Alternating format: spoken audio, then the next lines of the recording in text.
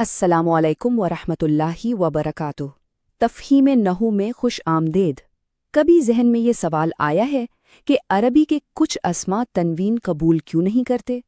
آج ہم اسی دلچسپ اصول یعنی الممنوع من الصرف کی گہرائی میں جائیں گے۔ دیکھیں، ہمارے سامنے دو مثالیں ہیں۔ ایک طرف ہے محمدن، اس پر تنوین ہے یعنی دو پیش، اور دوسری طرف ہے ابراہیم، جس پر صرف ایک پیش ہے۔ اب سوال یہ ہے کہ ایسا کیوں ہے؟ ابراہیم تنوین کیوں قبول نہیں کر رہا؟ آخر ان دونوں میں فرق کیا ہے؟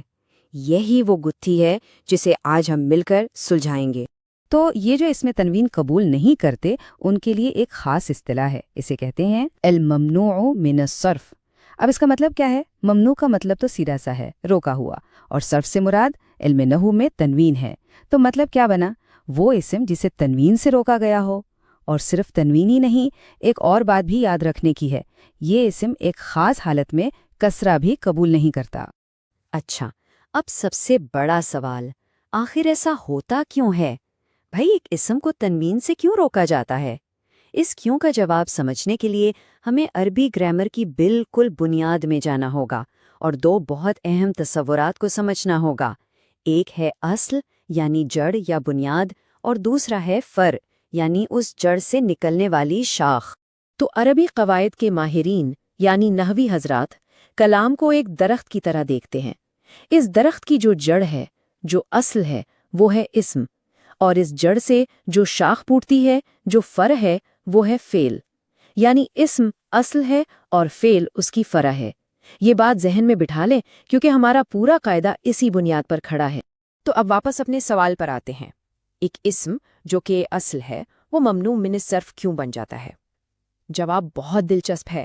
ایسا تب ہوتا ہے جب وہ اپنی اصل سے ہٹ کر فرع یعنی فعل سے مشابہت اختیار کر لے۔ آپ کہہ سکتے ہیں کہ جب کوئی اسم فعل کی نقل کرنے لگتا ہے، اس جیسا بننے کی کوشش کرتا ہے، تو پھر اس پر فعل کے کچھ اصول بھی لاگو ہو جاتے ہیں۔ اب ذرا فعل کو یاد کریں۔ فعل کی دو پکی عادتیں کیا ہیں؟ ایک تو یہ کہ فعل پر کبھی بھی تنوین نہیں آتی، اور دوسری یہ کہ فعل پر کبھی کسرہ یعنی زیر بھی نہیں آتی۔ تو جب کوئی اسم فعل کی طرح بننے لگتا ہے تو وہ فعل کی یہ عادتیں بھی اپنا لیتا ہے، یعنی وہ بھی کہتا ہے کہ میں بھی تنوین قبول نہیں کروں گا اور میں بھی کسرہ قبول نہیں کروں گا۔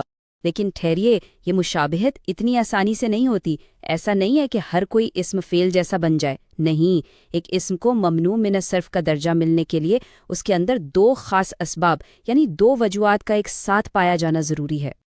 جی ہاں، ایک سبب سے کام نہیں چلے گا، ایک نہیں بلکہ پورے دو اسباب۔ جب تک یہ دو وجوہات ایک ہی لفظ میں ایک ہی وقت میں جمع نہ ہو جائیں، تب تک وہ اسم ممنوع من الصرف نہیں بن سکتا۔ یہ بات بہت اہم ہے، یہی اس پورے قاعدے کی بنیاد ہے۔ اچھا، تو یہ دو اسباب ہیں کون سے؟ ان کو دو قسموں میں تقسیم کیا گیا ہے۔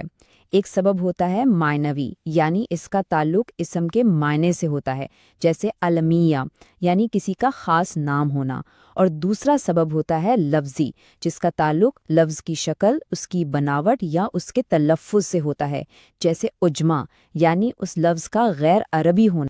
تو چلے اب واپس اپنی پہلی مثال پر چلتے ہیں، ابراہیم۔ اب ہم اس اصول کو اس پر لاگو کرتے ہیں۔ کیا اس میں دو سبب موجود ہیں؟ آئیے دیکھتے ہیں۔ پہلا سبب یعنی معنوی سبب، کیا یہ ایک خاص نام ہے؟ جی ہاں، یہ علم ہے، تو ایک سبب تو مل گیا۔ دوسرا سبب یعنی لفظی سبب، کیا یہ عربی لفظ ہے؟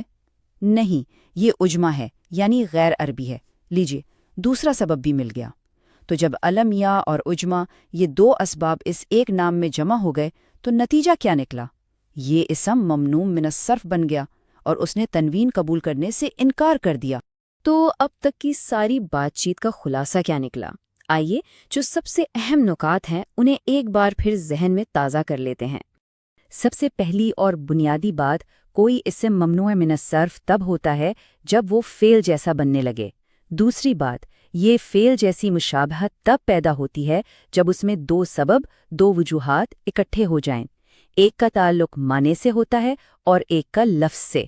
تیسری بات، جب کوئی اسم ممنوع من الصرف بن جاتا ہے تو وہ تنوین قبول نہیں کرتا، اور چوتھا اور آخری نقطہ جو بہت اہم ہے وہ یہ کہ حالت جر میں یہ کسرہ کی بجائے فتح قبول کرتا ہے۔ اس آخری نقطے پر ہم انشاءاللہ آگے چل کر مزید تفصیل سے بات کریں گے۔ یاد رکھیں، نحو کے قواعد کو صرف رٹنا کافی نہیں ہے۔